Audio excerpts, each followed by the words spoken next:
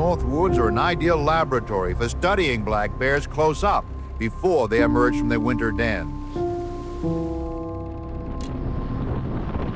It's a lifestyle. We do this not for a paycheck.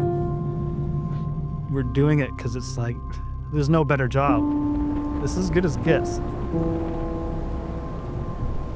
At some point, it becomes so routine that you forget how unique it is and how fortunate you are to get to experience this type of work. There are 10,000 black bears in Maine. 1,200 are killed by hunters every year. While the bear population is not in danger, this long-term study will help determine if the bears can continue to sustain that kill. To me, there's nothing like a bear. They're just special.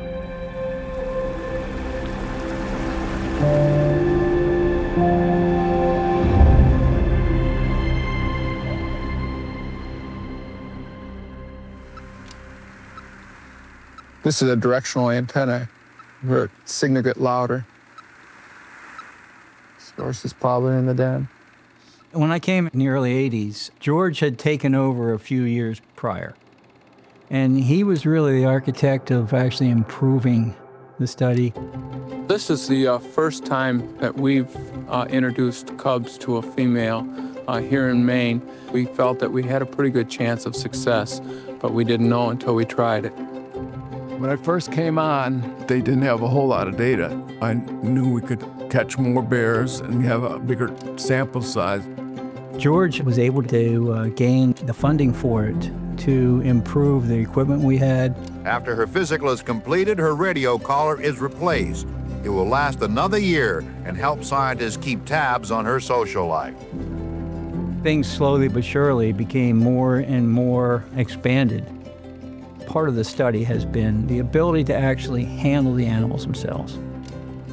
I think it gave you a sense that you were very much connected with the conservation, the management of that species. If you were handling an animal, you weren't sitting in a computer room looking at dots on a screen. You have to love what you're doing and know how important the data you're collecting is, to the management of the species. Early on, people considered bears a creature of the wilderness, pure wilderness. Well, we know bears are in your backyards now as much as anywhere, right? They're very adaptable. They're just an animal that inspires awe.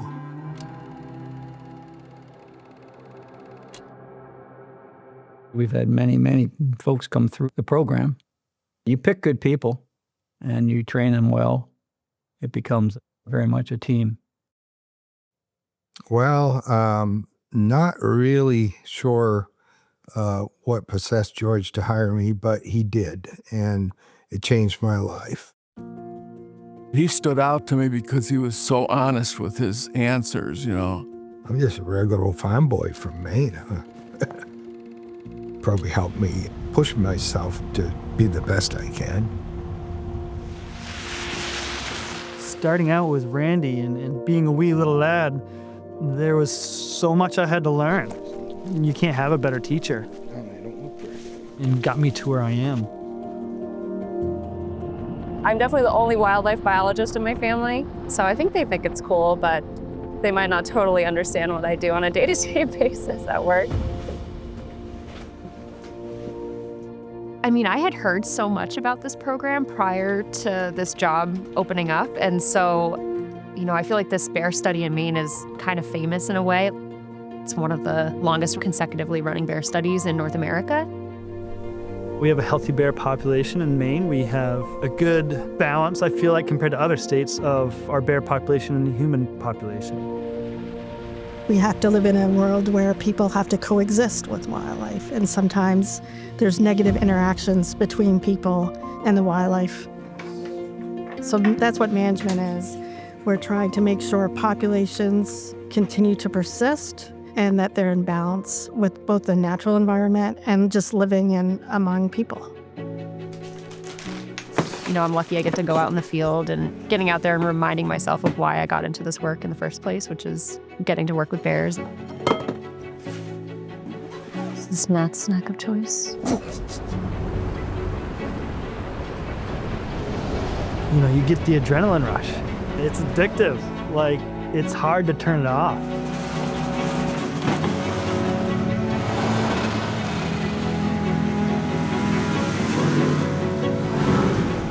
One of the things that's intangible is someone who has good woodsmanship.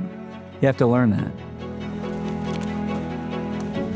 Being able to transport ourselves, that's probably the most logistically challenging and sometimes maybe even one of the more dangerous pieces of our job rather than interacting with the bears themselves.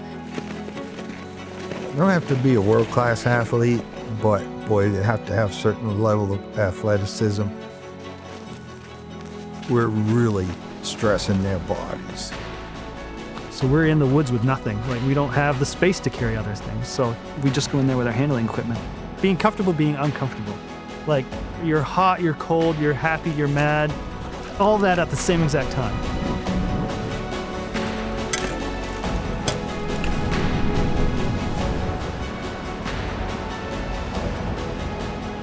It's really enjoyable because that's one of the few moments where, I can't get emails on my phone and I can't get all phone calls and text messages. And so it's really nice to be out in really remote parts of the state and just to see the wildest parts of Maine.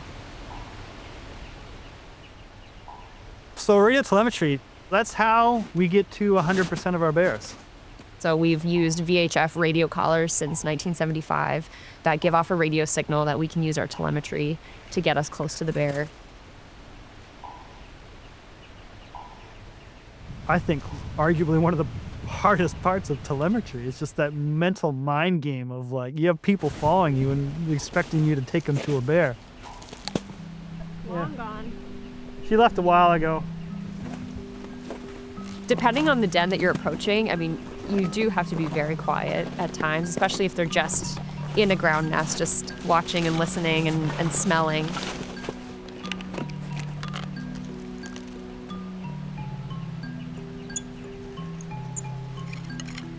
We have 1 or 2 people approach the den with the syringe pole with the drugs on the end. And then we have 2 technicians who have dart rifles in case a bear were to run. They're scared of you. Mostly they're gonna pose and they're gonna bluff. But somewhere out there is a bear with a screw loose. It can happen. It's a numbers game. So that's always in the back of your head.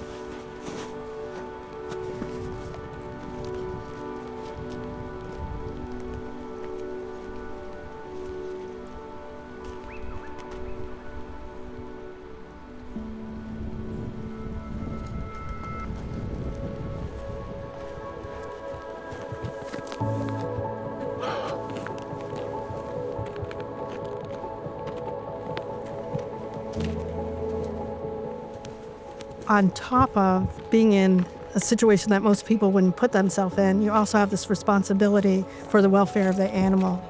And so I think that, to me, is more stressful than actually crawling into a bear den.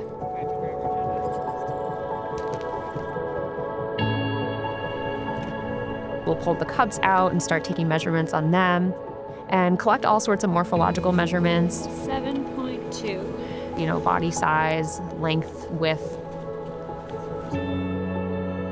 In total, on a good year, we're handling close to 300 bears. You have the opportunity to really learn things that most people would never even think about trying because they're only dealing with 30 or 40 bears, say.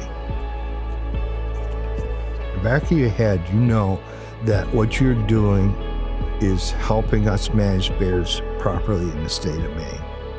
And to me, the most magnificent animal in the woods.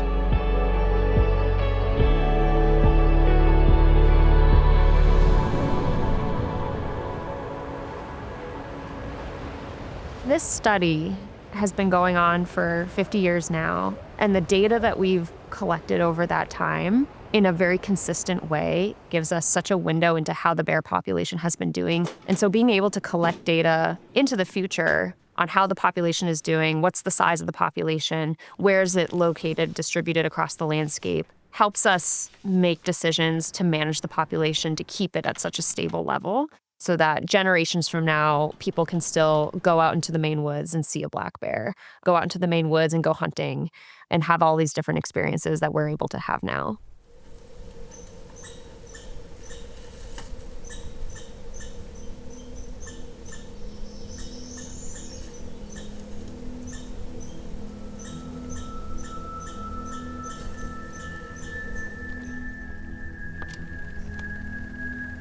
If you have a species that's worth managing, put the effort into it that you need to do, you know, and there's not much substitute for a good long-term study.